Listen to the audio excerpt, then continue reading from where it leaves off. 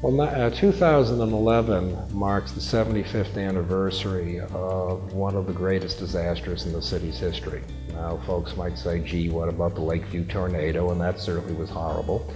And the 1995 mini tornado, downburst, or whatever you want to call it, that was bad too. But nothing can top the '36 flood.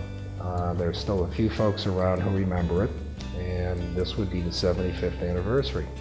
So we at Fort Concho decided that, in honor and to have memory of the 75th anniversary, we would put together an exhibit, a simple one, of photos and newspaper headlines and models and artifacts that mark that. Now, why would you would ask, what's so special about a flood? Well, the city had floods many times before. After all, the city was founded after Fort Concho was founded, and everybody was here because of the water. No water, no life. No city, no nothing. Well, water can work against you too if there's too much of it. And in mid-September of 1936, it started raining. And it didn't stop for 3 or 4 days. And most of the accurate measurements were between 15 and 20 inches in 1 week. That's a whole year's worth. Or the way things are going these days, that would be 2 years' worth. There was no O.C. Fisher. There was no Outer Lake on the north side. Nasworthy was already built. The water had no place to go except the river. And it came crashing through the North Concho straight into town on September 17 and wiped away whole blocks of houses. It flooded businesses downtown. Miraculously, it didn't kill a soul, but it was a horrible, horrible natural disaster. Now, having said that, many of the folks that the museum staff talked to for their oral histories, they were all children in those days, 10, 11, 12 years old. Now, when you're 10 to 12 years old, your sense of what a disaster is and what a great show is are two different things. And while a few of them knew that this was bad, many of them said this was the biggest show they had ever seen. Whole houses swept off of city lots near the river. They were swept off, floated down the river like flotsam, and they smashed against the bridges, just like kindling wood. More than a few of the citizens said that what sticks in their mind 75 years later is the sound of those buildings hitting the bridge like rifle shots. You can't make stuff like that up. The photos are good too. The photos show the extent of the damage. It has not been achieved since. We have not seen a flood like that since, and we won't, because one of the lessons here is the city elected officials and the citizenry decided enough was enough. And they built eventually the two lakes, O.C. Fisher to the north being the main one, to drain the Concho and hold it in case we had rains like that. Of course, unfortunately these days, O.C. Fisher is about as dry as a bone, but it's still there if the rain should come again.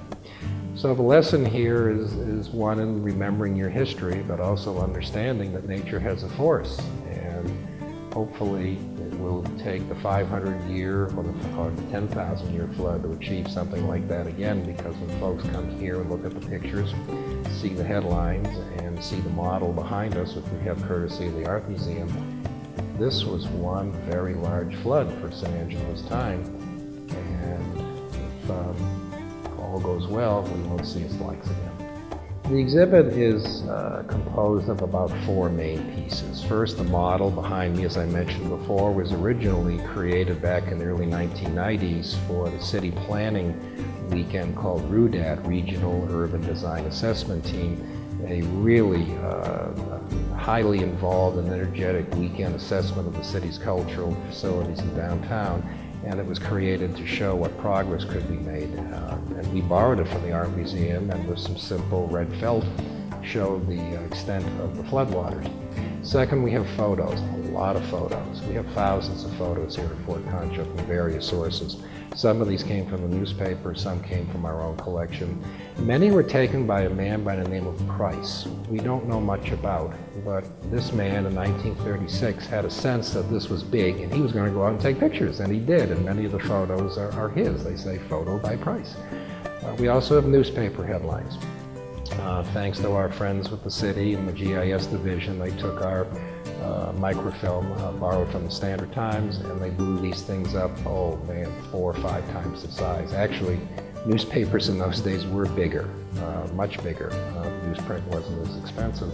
And we blew these up to show the extent of the headlines and just how things were done back then. Third, we have a few artifacts. The most interesting is a cup, an award that was given to a gentleman who was a ham radio operator during this time. And for about a half a day, he was the only communication to the outside world. Telephones were down, roads were washed out, railroads were washed out. Nothing, no one, no messages were moving. He was the only connection to the outside world, and he wired many a news story and notice to various folks around the country.